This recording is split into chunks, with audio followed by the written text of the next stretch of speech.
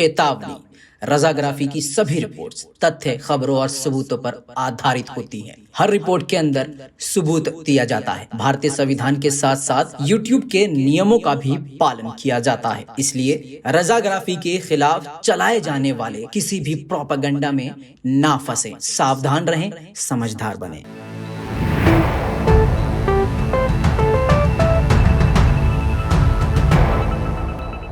सलाम, नमस्ते, सत श्री अकाल। मैं हूं रजा और आप देख रहे हैं रजाग्राफी। अगर आपको इजराइल और फिलिस्तीन का अपडेट नहीं मिल रहा है तो इसका मतलब ये नहीं है कि फिलिस्तीनियों को सुकून है और इजराइल का जुल्म फिलिस्तीन पर कम हो चुका है। एक बार फिर से आपके सामने इजराइल के अपडेट्स और फिलिस्तीन के अपडेट्स आपके सामने लेकर आया हूं। और इस रिपोर्ट में सबसे बड़ी खबर यह है कि तुर्की रजब तैयब एर्दोगान ने ज़बरदस्त तरीके से इजराइल को लताड़ लगाई है। 100 देशों के सामने, यानी यूएन यूनाइटेड नेशंस की मीटिंग में ज़बरदस्त तरीके से एक बार फिर से एर्दोगान ने इजराइल को आड़े हाथ लिया। इतना ही नहीं, बहुत सारी बातें कही हैं और ये बड़ी बात है कि अब जब मुस्लिम देश खामोश हो चुके हैं फिलिस्तीन के ऊपर, ऐसे में एक बार फिर से एर्दोगान ने इजराइल को आड़े हाथ लेके बहुत कुछ बोला। सबसे पहली बात आपको बता दूं कि एर्दोगान ने इजराइल को क्लियर कट बात कह दी एर्दोगान ने कि मिडिल ईस्ट में तब तक शांति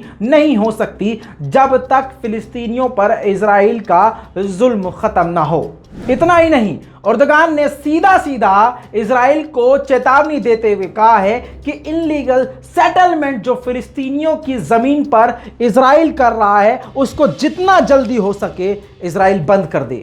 और आपको बता दूं कि 2 स्टेट सॉल्यूशन की बात करते हुए तुर्की ने कहा कि जितना जल्दी हो सके 2 स्टेट सॉल्यूशन निकाला जाए, यानी फिलिस्तीन को अलग एरिया दे दिया जाए और इजराइल को अलग एरिया दे दी जाए, तभी इजराइल रुकेगा। लेकिन इजराइल 2 स्टेट सॉल्यूशन में इसलिए नहीं आएगा क्योंकि अगर वो आ गया तो उसकी हद बना दी जाएगी कि भाई ये तुम्हारा बॉर्डर है, इससे आगे नहीं आ सकते। और अभी ज़्यादा से ज़्यादा फिलिस्तीनियों के घरों को तोड़कर अपने इजरायली लोगों को बसा रहा है। एर्दोगान ने आगे मस्जिद अल अक्सा के बारे में बात करते हुए कहा कि मस्जिद अक्सा का जो स्टेटस है उसको इजराइल बदलने की, चेंज करने की कोशिश ना करे। दोस्तों, एर्दोगान के इस बयान की सारी दुनिया में सराहना की जा रही है और कहा जा रहा है कि दबंग है एर्दोगान, और जिस एर्दोगान ने ही पहले भी इजराइल को आड़े हाथ लिया था वही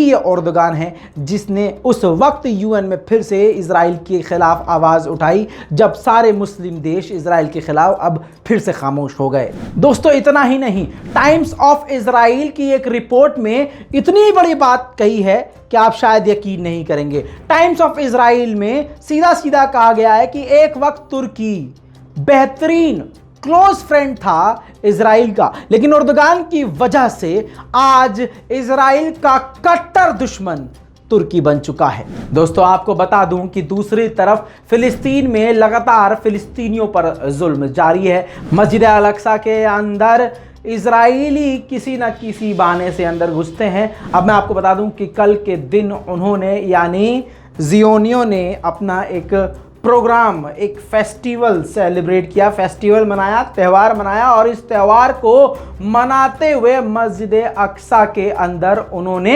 घुसपैठ करी, घुसे। जी हाँ दोस्तों, और आपको बता दूं कि एक तो मुसलमानों की मस्जिद अल अक्सा में ये लोग घुस रहे हैं और फिर मुसलमानों को ही गिरफ्तार कर रहे हैं। देखिए कुछ खास तस्वीरें।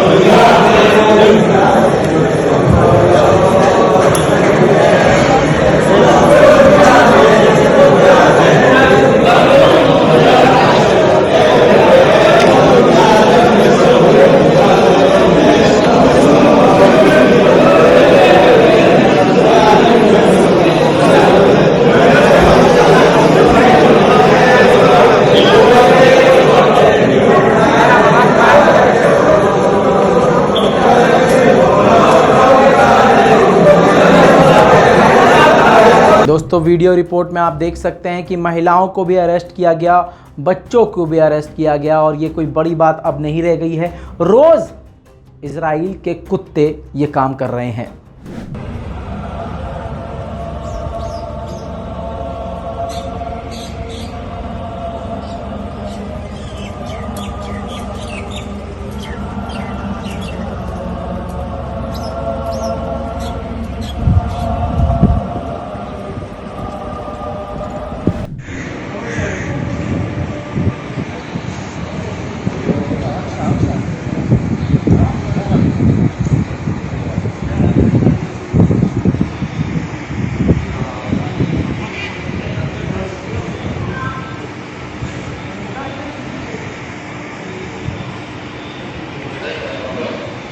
दोस्तों आपको बता दूं कि तेल अवीव में इजराइलियों ने यानी जानवरों ने एक फिलिस्तीन, अकेले निहत्थे फिलिस्तीन को पकड़ लिया और उसके ऊपर ये कुत्ते बैठ गए। एक्सक्लूसिव तस्वीर देखिए, ये तेल अवीव की है। जी हाँ, ये तेल अवीव का जो इलाका है वो इजराइल का है। यहाँ पर एक फ़िलिस्तीनी मौजूद था, इस फ़िलिस्तीनी को ज़मीन पर गिराया गया और जितने भी आसपास इजरायली जानवर थे सभी ने इसको मारा, पीटा और इसके सीने पर सवार हो गए। दोस्तों यरूशलेम में ही एक और तस्वीर सामने आई है कि एक फ़िलिस्तीनी के पैर में गोली मारी गई और फ़िलिस्तीनी लड़के को बुरी तरह से मारा, घसीटा गया और ज़बरदस्ती इसको बिना बात के अरेस्ट करके, घसीटते हुए, जिससे चला भी नहीं जा रहा था, उसको अरेस्ट करके इजराइल के कुत्ते यानी इजराइल की पुलिस ले गई। दोस्तों अब एक बड़ी राहत की खबर बता दूं कि इजराइल के आयरन डोम की मदद के लिए इजराइल ने $1 बिलियन की मदद मांगी थी। जी हाँ दोस्तों, आयरन डोम के ज़रिए वो क्या करता है आप जानते हैं। आप ये जानते हैं कि इजराइल एक बड़ी रकम लेकर उनसे आयरन डोम के अंदर मिसाइल भरेगा और फिर उन मिसाइल का इस्तेमाल फ़िलिस्तीनियों के ख़िलाफ़ करेगा। इसीलिए $1 बिलियन की भीख इजराइल ने अमेरिका से मांगी थी।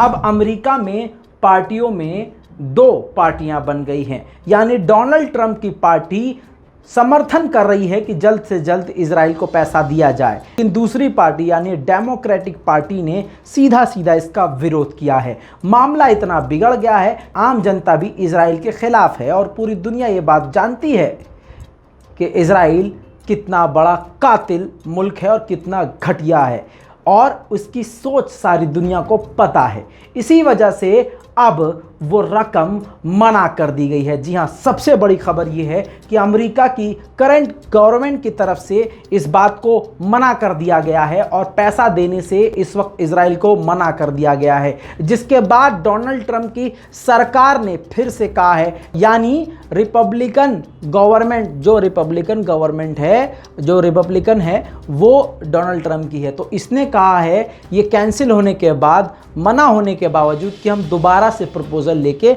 आएंगे और कोशिश करेंगे कि ये पैसा इजराइल को मिले। फिलहाल इजराइल को ये बड़ा झटका है। दोस्तों ये खबर कंफर्म है, दुनिया की सबसे बड़ी मीडिया संस्था रॉयटर्स ने इसको पब्लिश भी कर दिया है।